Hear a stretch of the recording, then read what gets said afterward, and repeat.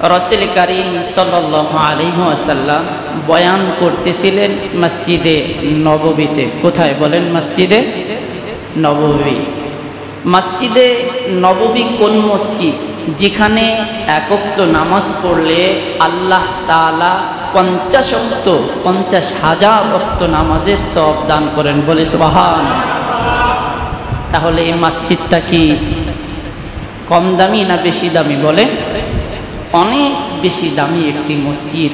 আর সেখানের ইমামও ছিলেন ইমামুল আম্বিয়া। তিনি বয়ান করতেছেন, তো বয়ানের সময় খেয়াল করলেন বারান্দায় অথবা ভিতরে একটা পাশে দুই একজন মানুষ দাঁড়িয়ে আছেন, সাহাবায়ে কেরাম। রাসূল কারীম সাল্লাল্লাহু আলাইহি ওয়াসাল্লাম তাদের দিকে তাকিয়ে বললেন, ইজলিসু, তোমরা বসে যাও। তো এই কথা বলার পরে ভিতরের সাহাবী কি করছেন সেটা একটু পরে বলি। তার আগে একটা কথা বলি, আপনারা মুগ্ধ হয়ে যাবেন।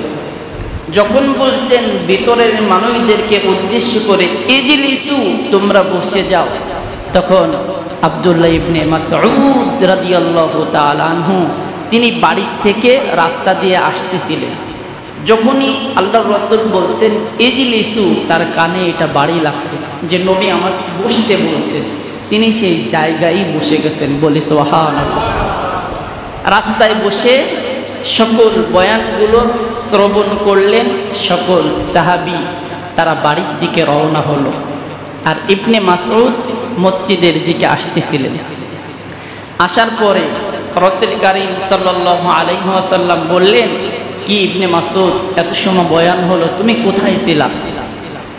তখন বলছি, ইয়া রাসূলুল্লাহ, আমি আপনার পুরো বয়ান শুনেছি, তবে রাস্তায় বসে। বলছেন কেন? ইয়া রাসূলুল্লাহ, আপনি যে বলছেন ইজলিসু, বসো, এই শব্দটা আমার কানে গিয়েছে, তাই আমি বসে গিয়েছি। আল্লাহর নবী, বিশ্ব নবী বললেন, আমি কি তোমাকে বলেছি? আমি তো ভিতরে বলেছি। ইবনে মাসউদ রাদিয়াল্লাহু তাআলা আনহু বললেন, ইয়া রাসূলুল্লাহ, আপনার কথার তরজমা বুঝতে আমি ভুল করি নাই। আমি জানি আপনি ভিতরের মানুষকে বলছেন, কিন্তু পরোক্ষভাবে আমি ইবনে মাসউদ শুনেছি যে নবী বসতে বলেছে। আমি ইবনে মাসউদের কি শক্তি আছে দাঁড়িয়ে থাকার, তাই আমি রাস্তাতে বসে গেছি, কারণ বাহ্যিকভাবেও যেন নবীকে অমান্য না হয়। জোরে বলে সুবহানাল্লাহ। কত গুরুত্ব দিয়েছেন, এই হলো সাহাবীদের ক্যারেক্টার। আল্লাহর নবী বলছেন বসো, রাস্তাতেই বসে গেছে। নবীকে কি মানা মেনেছে। এই জন্যই তো আল্লাহ তাআলা তাদের উপরে রাজি এবং খুশি হয়ে বলছেন, রাদিয়াল্লাহু আনহুম ওয়া রাদু আন। সকল সাহাবী তারা যেমন আমার উপর সন্তুষ্ট, আমিও সকল সাহাবীদের উপরে সন্তুষ্ট হয়ে দুনিয়াতে থাকতেই আমি জান্নাতের সার্টিফিকেট দিয়ে দিলাম। বলি সুবহানাল্লাহ। এইভাবে আল্লাহর নবীর বয়ান সাহাবা আজমাইন শুনছেন, সেজন্যই তাদের জীবনের আমূল পরিবর্তন হয়েছে।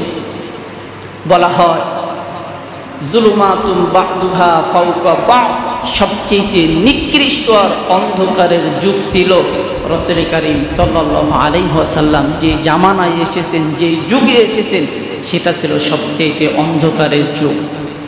কিন্তু আল্লাহর নবীর মুখে বাণী শুনে কোরআনের দাওয়াত এমনভাবে তারা শুনেছে, যে দাওয়াত গ্রহণ করে তারা এমনভাবে পরিবর্তন হয়েছে।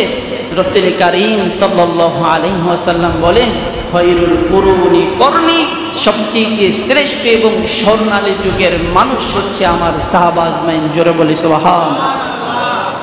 কেমন পরিবর্তন তারা হয়েছে। তো যাই হোক, আমি যে আয়াতটা তিলাওয়াত